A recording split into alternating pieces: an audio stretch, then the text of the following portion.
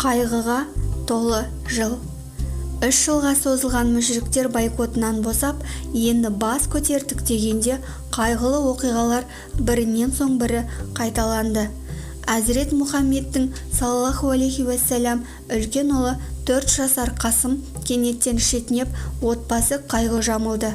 Бұл оқиға пайғамбарымызды сарсып, жүрегі мейірімге толы әкені ауыр мұңға бөледі.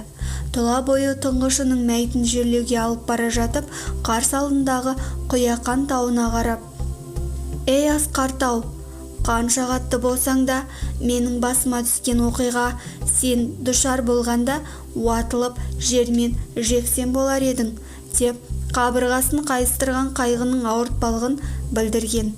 Қасымын жоқтап қиналған отбасын іле-шала ұлдары Абдулланың өлімі тіпті қажытты.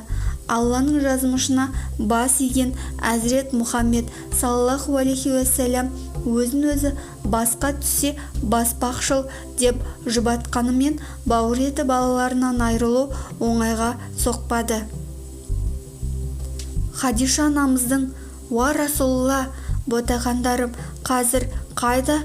деген мұңлы сауалына Әзірет Мұхаммед: «Олар жәннаттан жай тапты» деп жауап берген.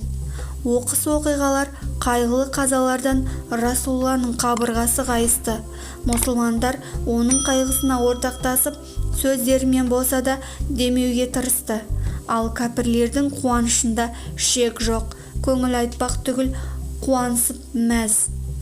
Ас ибн Уайл мен Әбу Жахил сынды жауыздар отты тілдерін қадап: «Мұхаммедтен ұрпақ қалмады, еркек кіндік атаулыдан айырылды, шежіресі шектелді, өзі өлсе сонымен аты да заты да өшеді, шаңырағы шайқалып ортасына түседі», деді.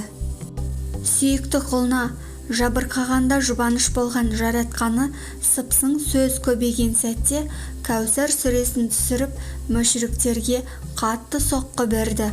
Онда былай делінген: «Шынында да біз саған Кәусарды нәсіп еттік.